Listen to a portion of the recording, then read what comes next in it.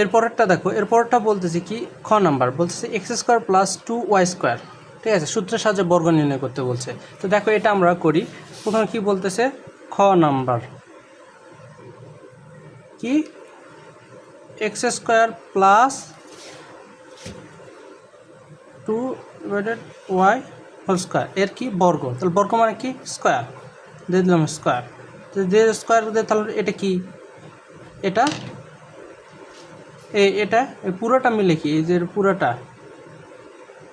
পুরোটা মিলে কি বি, তাহলে এ প্লাস বি হোল স্কোয়ার। তো এ প্লাস বি হোল স্কোয়ার সূত্র কি, এ স্কোয়ার, তাহলে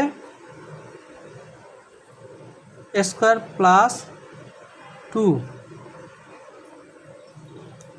এটা একটু ছোটো হয়ে গেছে, স্কোয়ার এই পুরোটা মিলে কিন্তু কে, ঠিক আছে, এটা কল্পনা করো। তাহলে X square plus 2 A B, তাহলে বি কে এটা 2 divided whole square plus B square.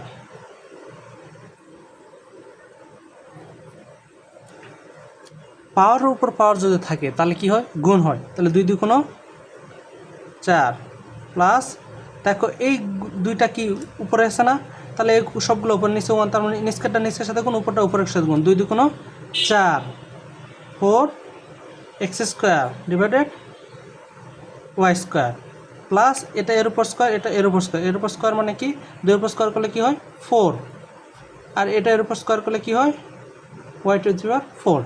এটাই অ্যান্সার, এটার অ্যান্সার, এটার অ্যান্সার। বুঝতে পারছো?